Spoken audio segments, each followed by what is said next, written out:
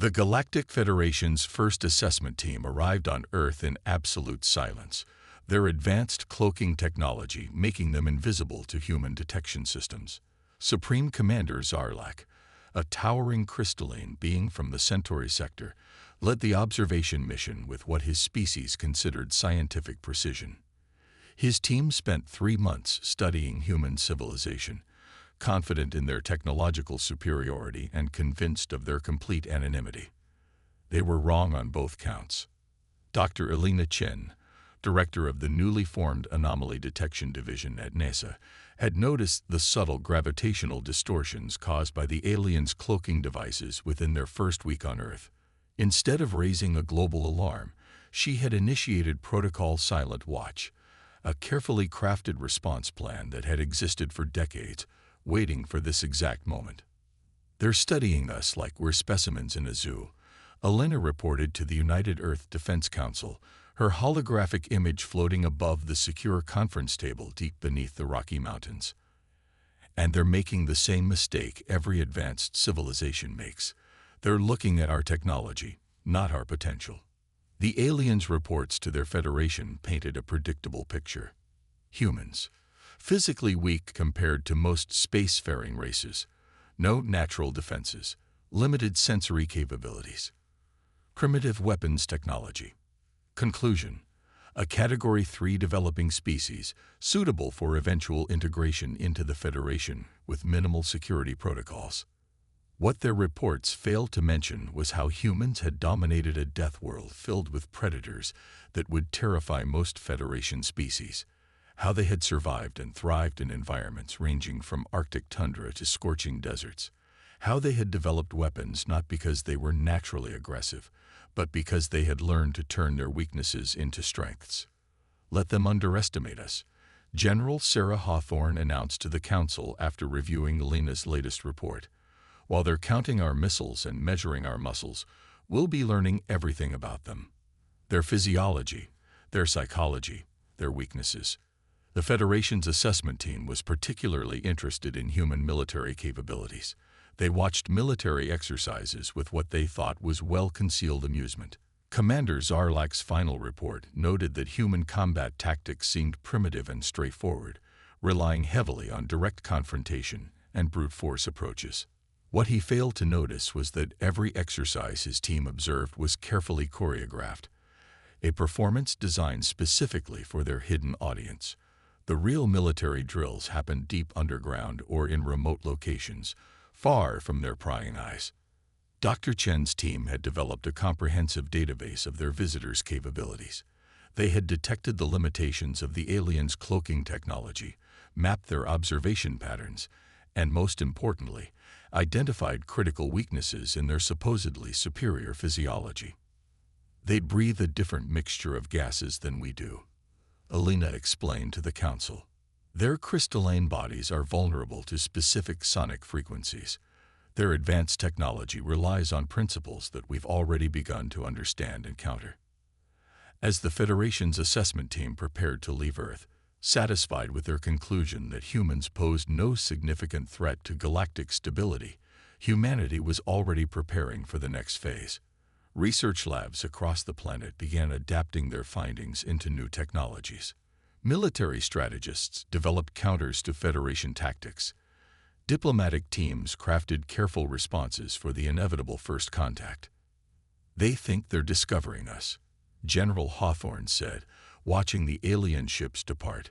"But we're the ones doing the real discovering here." The Federation would return soon, ready to welcome Earth into their galactic community as a minor member species. They would offer technology, knowledge, and protection, confident in their role as benevolent guardians of a primitive race. They had no idea they were about to introduce a wolf in sheep's clothing into their carefully ordered galaxy. Humanity had spent its entire existence learning to survive against superior predators. Now they were about to take those lessons to the stars. Commander Zarlak's final transmission to the Federation Council contained what would later be recognized as a historic understatement. "Species shows remarkable adaptability within limited parameters. Recommend standard integration protocols." The humans intercepted and decoded this transmission within hours. In the council chamber, Alina allowed herself a small smile. "They think adaptability is our limitation," she said. "They're about to learn it's our greatest weapon." 6 months after their initial assessment, the Federation returned to Earth with great ceremony. Their massive ships descended through the atmosphere in broad daylight, a deliberate show of technological superiority meant to awe the primitive humans. The Federation's delegation landed in Geneva, where Earth's unified government had prepared an appropriately humble welcome. Ambassador HFY, a bioluminescent being from the Andromeda arm, led the delegation. Her external membrane shifted through patterns of blue and green as she addressed the assembled human leaders. "We welcome Earth into the greater galactic community," she announced, her universal translator converting her chemical signals into human speech. "We come bearing gifts of knowledge and technology." Dr. Alina Chen, now Earth's chief xenoscientific advisor, watched the proceedings with carefully controlled interest. Behind her diplomatic smile, her mind cataloged every detail about the alien delegation: their movement patterns, their environmental suits specifications, their subtle reactions to Earth's atmosphere. The Federation's gifts came with strings attached, of course. They proposed a series of cultural exchange programs, scientific collaborations, and military exercises, all carefully designed to evaluate humanity's potential usefulness to the Federation while maintaining control over their development. "We have prepared a series of challenges," Ambassador HFY explained during a private meeting with Earth's leadership. "Tests to help us understand where humans might best serve within the Federation's structure." The first challenge was presented as a simple puzzle, navigating a 4-dimensional maze using Federation technology. The aliens expected humans to struggle with the concept of 4th-dimensional movement. Instead, within weeks, human test subjects were completing the mazes faster than most Federation species. "They're not just solving the puzzles," Alina reported to General Hawthorne. "They're finding shortcuts the Federation never considered." Lieutenant Rodriguez actually found a way to bypass 3 dimensions entirely by exploiting a quirk in the maze's quantum structure. The Federation observers dismissed these successes as flukes. They moved on to more complex challenges: environmental survival tests, tactical simulations, engineering problems. Each test was designed to demonstrate human limitations. Each test instead revealed humanity's uncanny ability to find unexpected solutions. In a survival challenge meant to last 3 days, Captain Sarah Mitchell survived for 2 weeks in an alien environment that should have been lethal to human life. She improvised tools from her environment, adapted her behavior to conserve resources, and even managed to establish communication with local life forms the Federation had dismissed as non-sentient. "How did you survive the methane storms?" a Federation scientist asked her afterward, genuinely puzzled. "Humans have been surviving hostile environments since before we invented tools," she replied with a shrug. "We're good at improvising." The engineering challenges proved equally revealing, though not in the way the Federation intended. They presented humans with simplified versions of their technology, expecting them to marvel at its complexity. Instead, human engineers began finding ways to improve it. Dr. James Wong's team discovered that the Federation's quantum communications system could be modified to achieve faster transmission rates using less energy. When they presented their findings, the Federation observers were quietly disturbed. The humans weren't just learning to use their technology. They were starting to understand it on a fundamental level. The military exercises were perhaps the most enlightening. The Federation set up combat simulations using their standard tactical protocols. They expected the physically weaker humans to be quickly overwhelmed. Instead, human soldiers consistently achieved victory through unconventional strategies and creative use of terrain. "They're not fighting according to any recognized doctrine," a Federation military advisor complained. "Their tactics seem random, unpredictable." "That's because they're adapting their strategy in real time," Alina explained to General Hawthorne later. "The Federation's military doctrine is based on complex, but ultimately predictable algorithms. Our soldiers are introducing chaos into their perfectly ordered systems. As the challenges continued, a subtle shift began to occur in the Federation's approach. The tests became more difficult, more specific. They were no longer simply evaluating human capabilities. They were actively trying to find their breaking point. But humans didn't break. They adapted. They learned. And most importantly, they remembered. Every test, every challenge, every seemingly innocent evaluation was meticulously documented and analyzed. Earth's scientists reverse engineered the testing technology. Military strategists studied the Federation's combat protocols. Intelligence officers compiled detailed profiles of each alien species' psychological and physiological weaknesses. They think they're examining us under a microscope, General Hawthorne observed during a secure briefing. They don't realize we're studying them right back. The Federation's report on the testing phase maintained its patronizing tone. Species shows unexpected problem-solving capabilities within controlled environments. Recommend accelerated integration program with continued supervision. In her private lab, Alina added another entry to her growing database of Federation vulnerabilities. They still think they're in control, she murmured. That's going to be their biggest mistake. The attack came without warning. A species from outside Federation space, dubbed the Swarm by human observers, struck simultaneously at 12 Federation worlds. Their ships, seemingly organic in nature, displayed technology that rendered the Federation's advanced defense systems useless. The Federation's response was predictable. They deployed their fleet in perfect geometric formations, executed textbook containment protocols, and watched in horror as their ships were torn apart by an enemy that ignored all the established rules of warfare. Ambassador Xelfar's bioluminescence had faded to a pale gray when she addressed the emergency session of Earth's Security Council. The Swarm has already consumed 3 worlds, she reported, her translator struggling to convey the depth of her distress. Our weapons cannot penetrate their biological shields. Our tactics are ineffective. Dr. Elena Chen sat quietly through the briefing, her tablet discreetly recording every detail about this new threat. The Swarm's ships weren't just organic. They were a single interconnected organism, adapting and evolving in real time to counter any strategy the Federation deployed. They're not unstoppable, Elena announced after the ambassador finished. They're following patterns, complex ones, but patterns nonetheless. We've seen something similar before. General Hawthorne leaned forward. The army ants of the Amazon, she said, understanding immediately. A superorganism that operates as a single entity, consuming everything in its path. The Federation representatives watched this exchange with confusion. To them, the comparison between spacefaring predators and primitive Earth insects seemed absurd, but they had run out of options. What do you propose?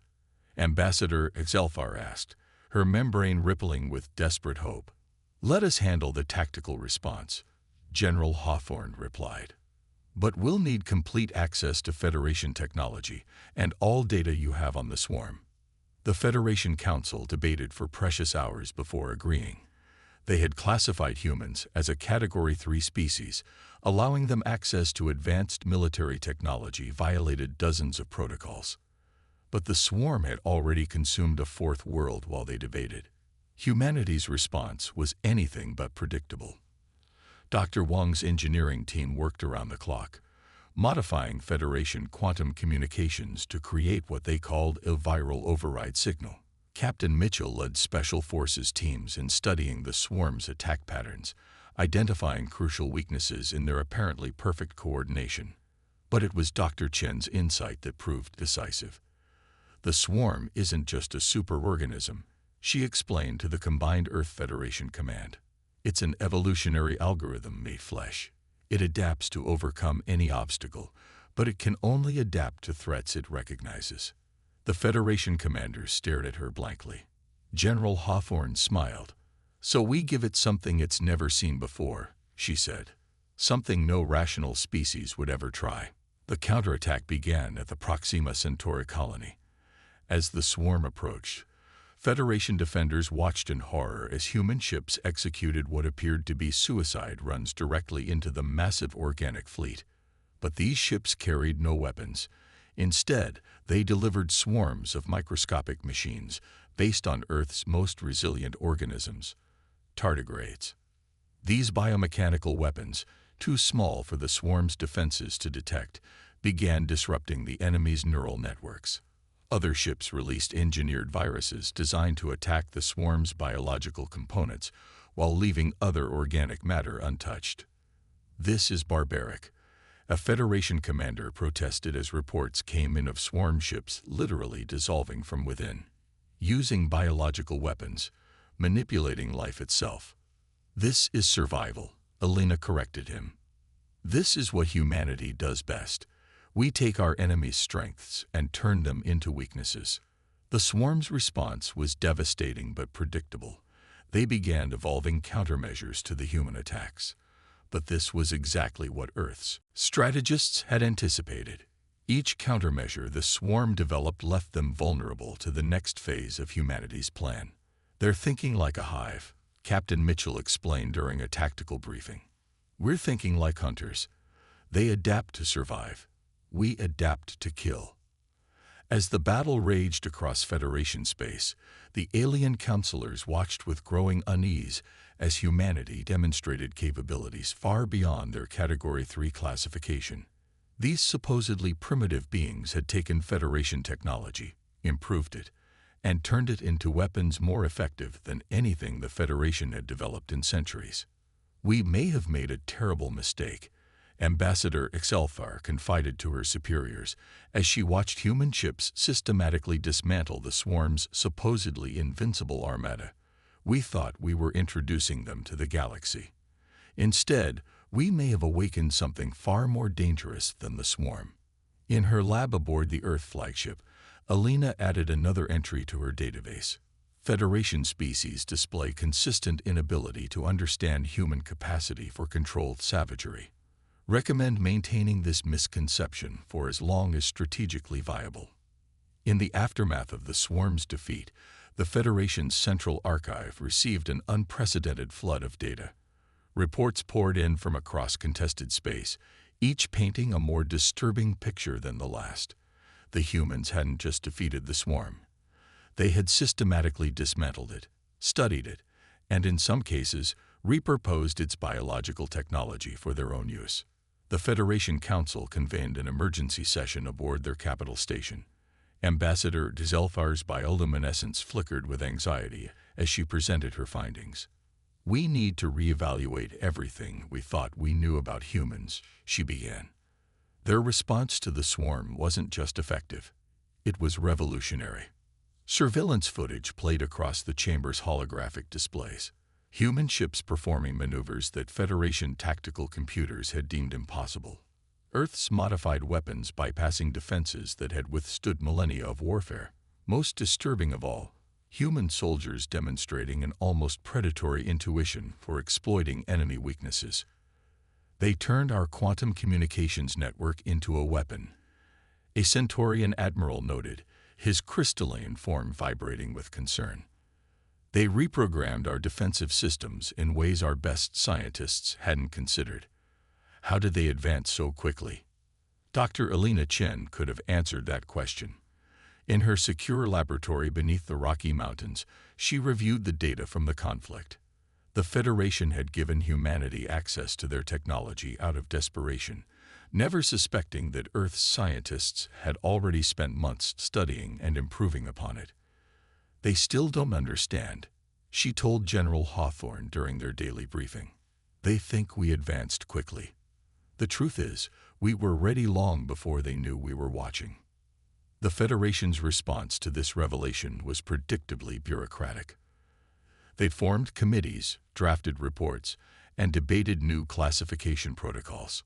Meanwhile, humanity continued to innovate.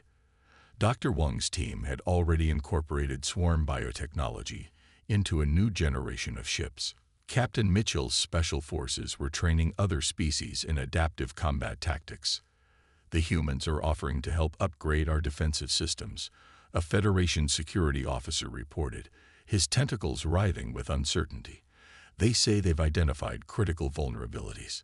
Vulnerabilities they could exploit, Ambassador Excelthar realized aloud. The chamber fell silent as the implications sank in. On Earth, the United Defense Council reviewed their own findings. The swarm conflict had provided invaluable data about Federation capabilities and limitations. Every engagement, every tactical response, every technological interaction had been meticulously documented and analyzed. "They're starting to fear us," General Hawthorne observed, studying reports of Federation military movements. "Their ships are maintaining greater distances from Earth. Their diplomatic corps is becoming more deferential." "Fear isn't our goal," Alina reminded her. "Understanding is. They need to recognize that humanity isn't just another client species to be guided and controlled. We're partners, whether they're ready for that or not." The Federation's attempts to reassert control proved futile. When they tried to restrict human access to advanced technology, they discovered Earth had already developed comparable or superior alternatives. When they attempted to limit human expansion, they found Earth's ships already establishing outposts in unclaimed systems. "You have to understand," Ambassador Excelthar pleaded during a tense diplomatic exchange. "There are protocols, procedures. Species must be gradually introduced to galactic society." "The swarm didn't follow your protocols," Alina replied calmly. "Neither will the next threat. The galaxy is changing, Ambassador. The Federation needs to change with it." In secure facilities across Earth, humanity continued its preparations. The swarm had been defeated, but Earth's leaders knew it wouldn't be the last crisis. They had glimpsed the true nature of the galaxy, a place far more dangerous than the Federation's carefully maintained image suggested. Dr. Wong's laboratories developed hybrid technologies combining Federation science with Earth ingenuity. Captain Mitchell trained a new generation of soldiers in what she called adaptive warfare, combining human creativity with alien capabilities. And Dr. Chen's database of galactic knowledge grew more comprehensive by the day. "They're calling us unpredictable," General Hawthorne mentioned during a strategy session. "Dangerous." "Good," Alina responded, adding another entry to her ever-growing database. "Because what's coming next will make the swarm look like a minor skirmish. And when it arrives, the Federation will need humanity's unpredictable solutions more than ever." The Federation Council's final report on the swarm incident included a new classification for humanity. Species demonstrates unprecedented adaptive capabilities. Traditional containment protocols ineffective. Recommend immediate reclassification and development of new integration strategies. Too late, they were beginning to understand what humanity had known all along. In a galaxy full of ancient, powerful species, sometimes the most dangerous creature is the one that learned to survive by being smarter, not stronger. 1 year after the swarm's defeat, the galaxy had changed in ways few Federation species could have predicted. The once rigid hierarchies of galactic society had been upended by a species that refused to stay in its assigned place. Humanity's influence spread not through military might or technological superiority, but through something the Federation found far more unsettling: ideas. The Federation Council chamber, once a place of orderly procedure, now buzzed with heated debate. Ambassador Excelthar's bioluminescence pulsed rapidly as she addressed her peers. "The humans are establishing what they call innovation centers across Federation space," she reported. "They're teaching our species to think differently. To think like predators," a crystalline elder corrected, its facets dark with concern. Dr. Alina Chen, now Earth's senior representative to the Federation, allowed herself a small smile. The innovation centers had been her idea, a way to share human problem-solving approaches while learning more about each species' unique capabilities. The Federation saw them as a threat to their ordered society. They weren't wrong. "Your people are changing our children," a Centaurian diplomat accused during a private meeting. "They ask questions that should not be asked. They challenge traditions that have stood for millennia." "That's not humanity's influence," Alina replied. "That's what happens when you stop fearing change and start embracing it." The changes were profound and far-reaching. Federation ships began incorporating human-inspired tactical systems. Alien soldiers trained in Earth's adaptive warfare techniques. Scientists from a dozen species collaborated on projects that would have been forbidden under the old order. In her expanded laboratory complex on Mars, Dr. Wong led teams of mixed-species researchers in developing technologies that merged the best aspects of multiple civilizations. Humans aren't superior, she explained to a Federation science delegation. We're just really good at taking different ideas and making them work together. Captain Mitchell, now Admiral Mitchell, commanded the first truly integrated Federation defense force. Under her leadership, ships from traditionally hostile species learned to operate as unified squadrons. The galaxy's too dangerous for old rivalries, she told her crews. We adapt together, or we die alone. The Federation's attempts to maintain control over this rapid evolution proved futile. Their carefully crafted regulations hadn't anticipated a species that could inspire others to break free from conventional thinking. More and more Federation worlds began adopting human approaches to problem-solving, innovation, and defense. They're not just changing how we fight, General Hawthorne observed during a strategy session. They're changing how we think. The Federation Council's worst fears were realized when several younger species began demanding reforms. They wanted the freedom to innovate like humans, to explore new possibilities without artificial constraints. The old order was crumbling, replaced by something more dynamic and adaptable. This isn't chaos, Elena explained to a gathering of concerned Federation leaders. This is evolution. The galaxy is learning what humanity learned long ago. Survival doesn't belong to the strongest or the most advanced. It belongs to those who can adapt. In secure facilities across human space, Earth's leaders continued preparing for future threats. They knew the swarm wouldn't be the last challenge the galaxy would face. But now they weren't preparing alone. Species that had once looked down on humanity as primitive now sought their guidance in developing new defensive strategies. Dr. Chen's database had evolved into a galaxy-wide network for sharing knowledge and innovations. The Federation tried to control information. She told her staff, "We're teaching the galaxy to share it." The final transformation came not through conflict, but through necessity. When long-range sensors detected something massive approaching from intergalactic space, the Federation's old protocols proved useless. They turned to humanity not because they wanted to, but because they had no choice. "We need your unpredictability," Ambassador Excelthar admitted during an emergency session. "Your ability to think beyond established parameters." Elena's response would be recorded in Federation archives as the beginning of a new era. Then let's show you what humanity does best, turning impossible situations into opportunities. As the galaxy prepared for this new threat, the Federation Council issued what would be their final classification of humanity. Species demonstrates unique ability to catalyze positive adaptation in other species.